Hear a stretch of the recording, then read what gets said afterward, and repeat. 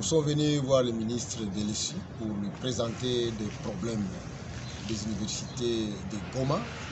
Nous lui avons présenté le problème de l'UNICOM, puisque nous savons qu'avec cette Covid ici, ça va être très difficile pour l'encadrement des étudiants à l'université. Et donc nous avons profité pour lui poser la question sur les 20 $ payés par chaque étudiant chaque année pour la construction de l'université.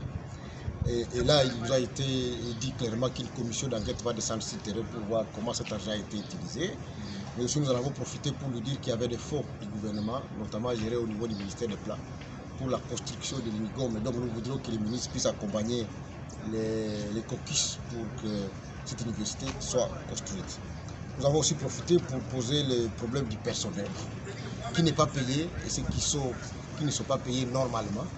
Et nous avons aussi posé le problème des diplômes de la faculté de médecine depuis 2015, 2016 et jusqu'à 2018 qui tardent à sortir, et nous avons eu des pistes de solutions pour pouvoir trouver une solution à ce problème-là de diplômes que nous allons suivre avec les recteurs de l'université de Goma.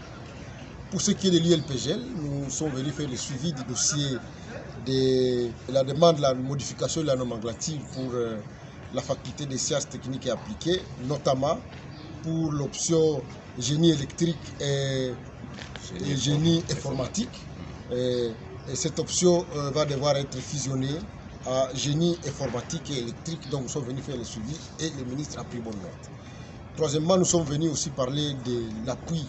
Vous savez que les universités, notamment celles qui sont confessionnelles ou qui sont privées, comme l'université l'ULPGL, l'ICG, l'université de Lukanga, ICB et d'autres universités ici à Kinshasa qui ont souffert, dont le personnel a souffert à la suite de cette maladie de Covid. Et nous avons demandé un appui spécial pour que ces universités et leur personnel puissent avoir un nouveau souffle. Puisque vous savez que dans des provinces comme le Nord Kivu, ils encadrent beaucoup de gens. Nous-mêmes ici, on est fruit des universités privées et nous croyons que cette flamme-là doit être maintenue. Ces universités doivent avoir un appui spécial à la suite de cette maladie liée à la médecine. Et nous avons aussi parlé de l'agrément de la faculté de médecine de l'université de l'ULPGL.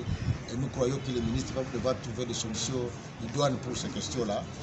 Nous sommes là toujours dans une communion